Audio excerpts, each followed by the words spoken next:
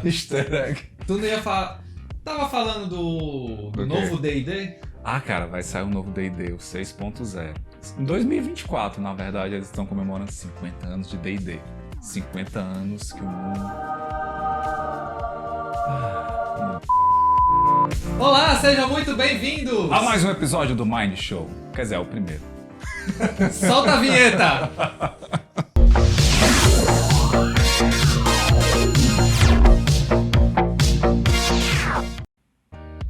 Super-heróis, mas começa com isso daí. Super-heróis. Olha, uma das coisas que a gente quer trazer pra vocês, né, quando a gente falou em relação à psicologia e nerdice, na verdade a gente sempre viu várias coisas sobre psicologia e nerdice nas nossas conversas aleatórias na faculdade, às vezes quando a gente saía, sentava e assistia alguma coisa juntos, ou nas conversas de mesa de bar, essas coisas assim. E uma das coisas que a gente pensa que é comum a praticamente todas as obras de filmes, essas coisas assim, é algo chamado de o mito do herói. O mito do herói é algo que ele permeia a existência humana desde os tempos mais primórdios, não é mesmo, Rafael Barros? Todas as obras, elas acabam tendo um impacto muito forte em nós mesmos, essas obras como... Vocês lembram dos últimos filmes que bateram 1 bilhão de bilheteria? Como todos do Ultimato, como os filmes de super-heróis em geral, Senhor dos Anéis, todos eles têm uma coisa muito em comum. Todos falam sobre o mito do herói. E o mito do herói, ele não veio com esses filmes, né? Porque quando a gente vai pra época dos gregos, pros clássicos, quando a gente vai falar de mitologia, o mito do herói meio que ele nasce ali. Porque é uma forma que as pessoas da época, elas encontravam de tentar explicar a realidade. A ciência delas se baseava na experiência que elas tinham com o mundo real, mas ao mesmo tempo elas tinham essa ligação com o mundo sobrenatural. E para tentar explicar eventos naturais, elas começaram a criar os mitos. Quando você ouve assim, isso é só mito, isso é não sei o quê. Hoje em dia a gente acaba pegando mito no senso comum quase como sinônimo de mentira. Isso é mito, isso é não sei o quê. Mas na verdade o mito ele traz uma verdade. Existe na psicologia a gente chama que existem 3 tipos de pensamento, de formas de pensamento. O mágico, o mítico e o lógico. O pensamento mágico, as coisas acontecem, mas eu não consigo ver ligação nenhuma delas com a realidade. Ou alguma explicação para aquilo dali. No pensamento mítico, há já uma explicação. Só que é uma explicação não racional. É uma explicação onde traz muitos elementos simbólicos. E tem um pensamento lógico, que vai trazer alguma coisa baseada na ciência em si. Então, na época antiga, como a ciência ainda não era bastante desenvolvida, estava engatinhando muitas vezes, o pensamento mítico é que dominava. A gente explicava as coisas através dos símbolos, verdades que aconteciam entre os humanos, entre as sociedades, entre as culturas, mas através desse lado mais simbólico. E é como o meu grande amigo Leonardo falou, antigamente já existia um mito do herói, de forma bem simbólica na mitologia. Quando a gente pensa, por exemplo, na questão da chuva, dos trovões, Sim. Como é que o pessoal explicava na Grécia Antiga isso? Você acha que eles sabiam de física? Física nem existia. Exato. Então, a forma que eles encontravam de explicar um fenômeno natural era através dessas histórias sobrenaturais. Então, foi criado o panteão de deuses. E dentre esses deuses, né? Quem era o senhor do Olimpo? Zeus. E Zeus também era o senhor dos raios e trovões. Exato. Então, através dessa personificação humana de algo divino, eles conseguiam explicar um fenômeno que é natural. Exatamente. E assim surgiu também para explicar fenômenos humanos. A jornada do herói, que a gente vai ver em Hércules, que a gente vai ver em Perseu, que a gente vai ver em Teseu, em outros heróis da mitologia, ela traz, na verdade, uma questão humana. Sim. Ela traz, na verdade, algo que acontece que é comum a todos nós. Não é à toa que toda vez que a gente vê essas histórias, seja lendo sobre mitologia, seja a gente indo até o cinema e vendo aquelas obras lá da Marvel, da DC Comics, quando a gente lê revistas em quadrinhos, quando a gente joga RPG, a gente acaba se deparando novamente com o mito do herói. Porque o mito do herói, ele tem fases bem definidas. E essas fases, elas se repetem ao longo dessas histórias, que elas são contadas desde que a humanidade existe. Exato. E uma das histórias que eu acho mais bacanas dentro da mitologia grega é a Odisseia, é o mito de Ulisses. Sim. Porque é só um cara que ele foi fazer algo que ele precisava fazer e ele deixou alguém lá, né? Deixou a esposa dele esperando. E é toda a saga de, poxa, eu preciso voltar pra casa. Só que aí quando eu preciso voltar pra casa, eu quero voltar pra casa, mas vão acontecendo inúmeros infortúnios e problemas e dificuldades que vão atrasando esse retorno, que vão dificultando que ele atinja esse objetivo. Sim. E aí é um dos pontos principais em relação ao mito do herói, é alguém que precisa realizar um determinado feito. Um herói que é importante para a sua época. Existe algo que ele precisa fazer que é importante para um determinado momento, uma determinada cultura, uma determinada sociedade.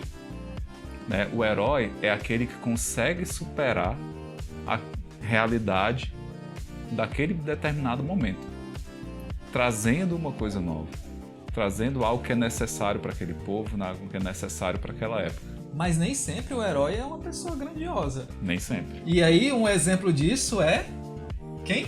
Quem? O nosso querido Bilbo Baggins. Bilbo Baggins. Frodo também.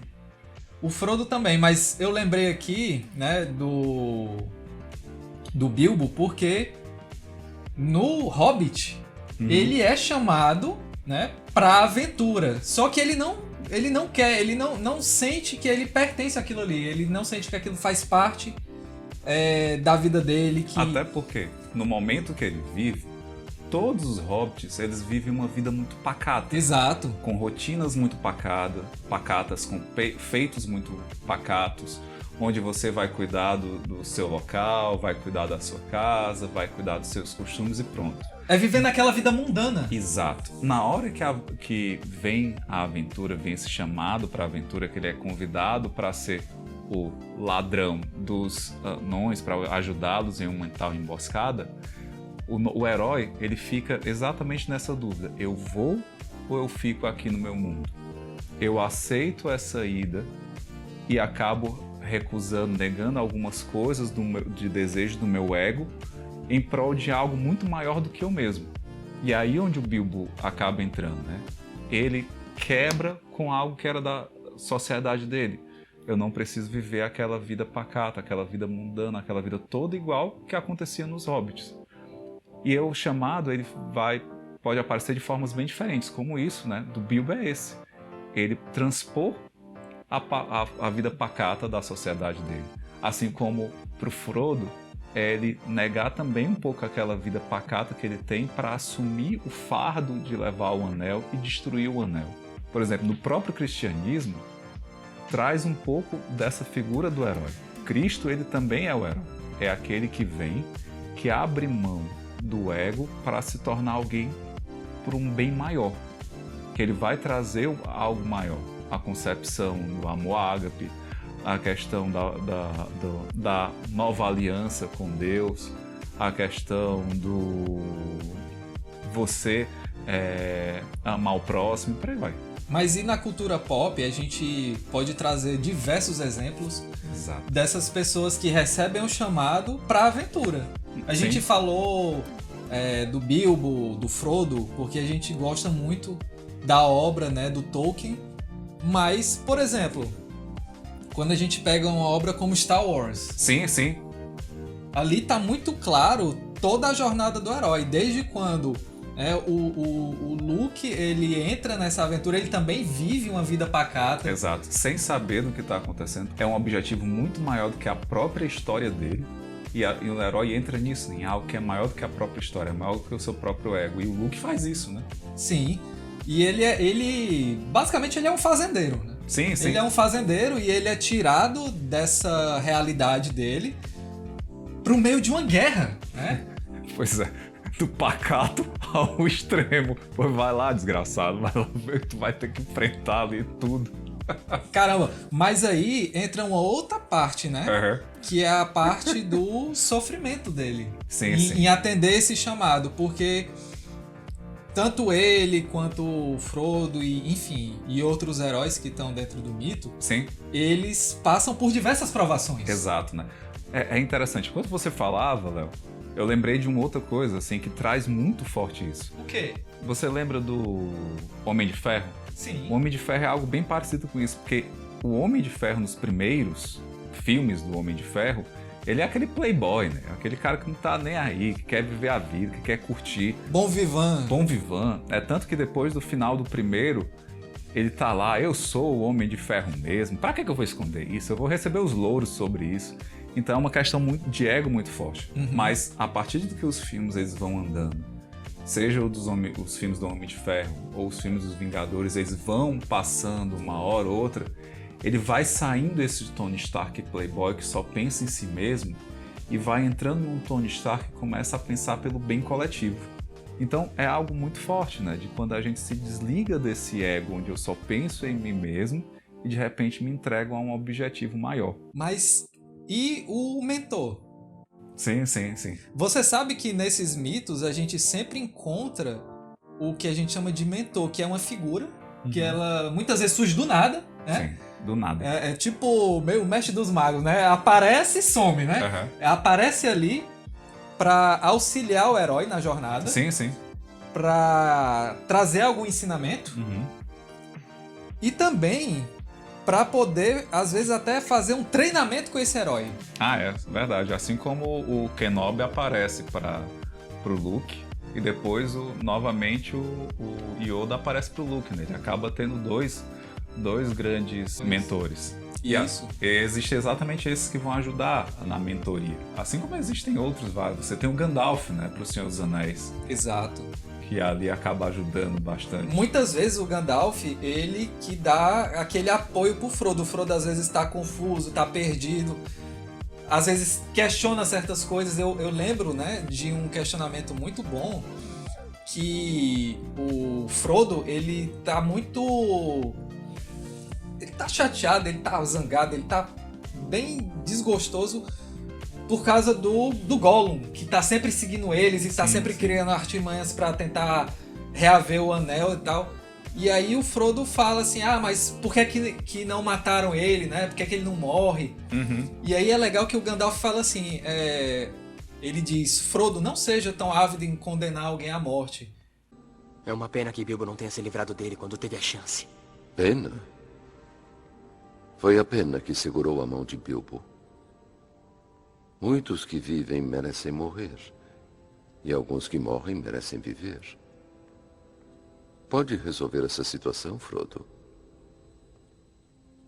Não seja tão apressado em julgar os outros. E por que ele fala isso? Porque ele sabe que o Gollum tem um papel ali. Sim, ele desempenha exato. um papel naquela história. Exato. E que ele tem essa importância e que, assim, é muito fácil a gente querer eliminar essas coisas, querendo que alguém morra, alguém desapareça, mas a gente esquece também que, por mais ruins ou desagradáveis que essas pessoas ou criaturas que aparecem no meio, que elas sejam, mas que elas também trazem uma lição pra gente. Exatamente, né? Elas nos ajudam no caminho.